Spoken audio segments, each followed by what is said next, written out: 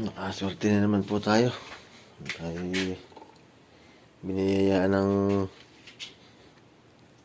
biniyayaan tayo ng isda. Saka yung tawag dito, kulambutan sa amin ito.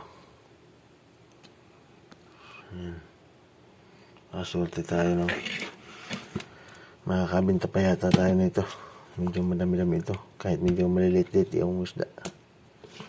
Saka ito, bukawin. Inahanap at baka lumusot.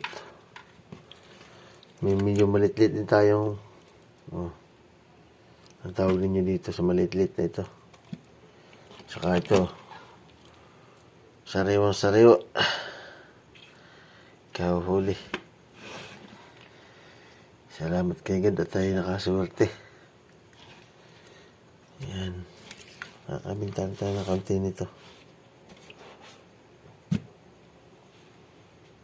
Yan po ang naging huli ng gabi.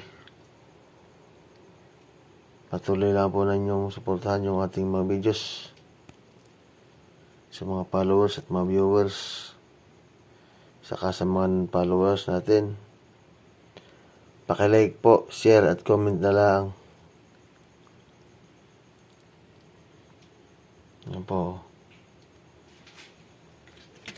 Oh, buhay na buhay pa.